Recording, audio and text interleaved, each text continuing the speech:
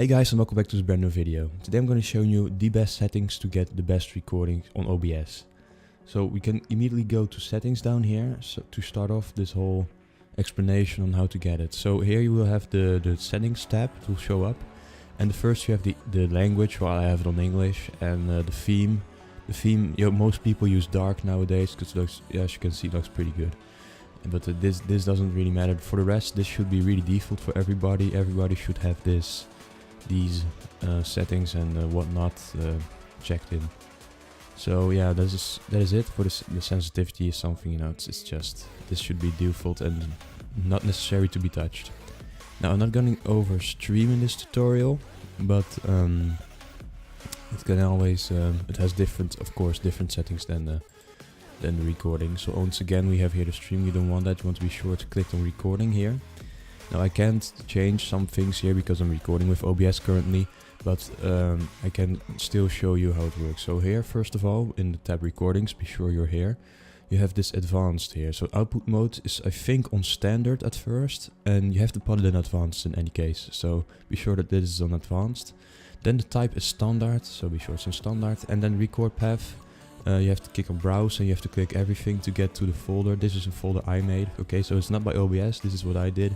So I did it in my name with the videos, and then I called it OBS recordings. It's a folder I made, and yeah, you just have to browse it to get it to here, for example. And then we went to the recording format, which is MP4. Obviously MP4 is just, I really advise you to use that, because like any just editing software should be able to read MP4, right? MP4 is just, you have MP3 as sound and MP4 is just all the default video. So be sure it's MP4, I really advise it strongly.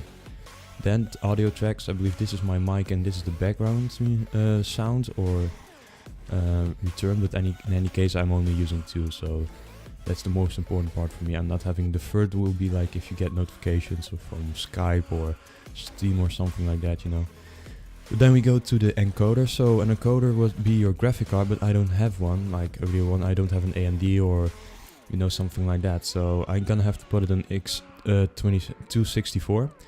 And yeah, those settings will be adjusted to this one, but I'll come to that in a minute.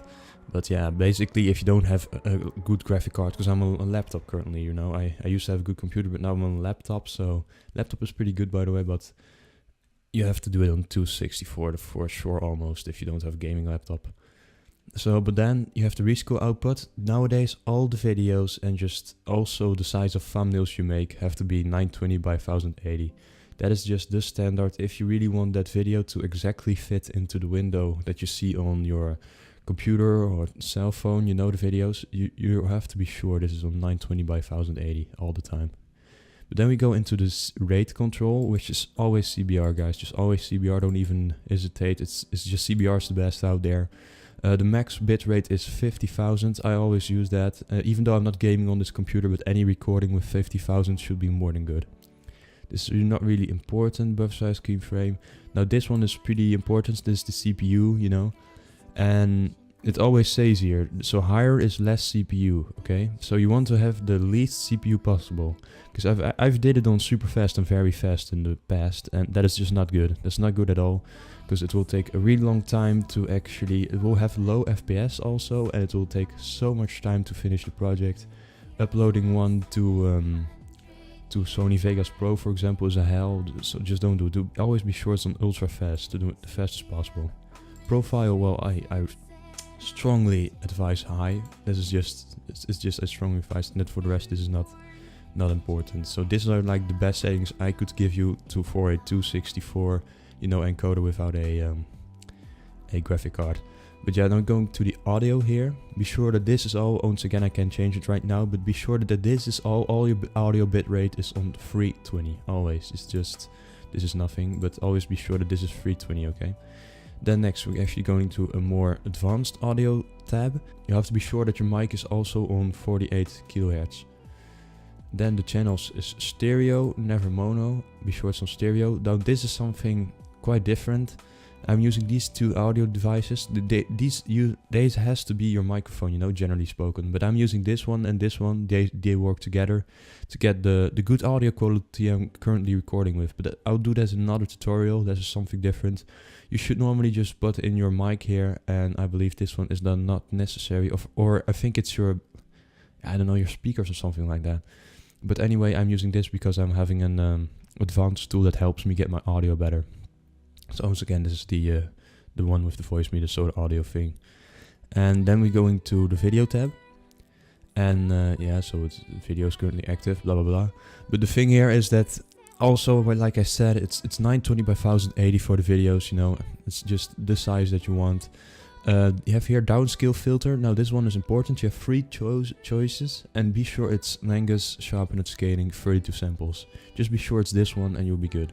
Of course, if the FPS has to be 60, because you obviously want that nowadays. Most things will be in 60, and then the 1080 quality and everything. And yeah, this is on common FPS values.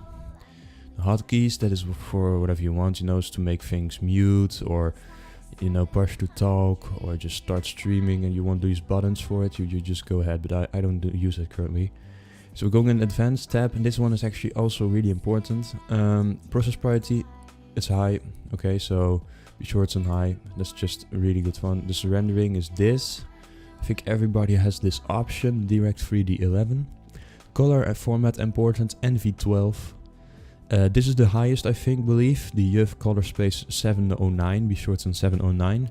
And this is also a really important one. I've seen multiple videos in the past, and also my own videos used to be that.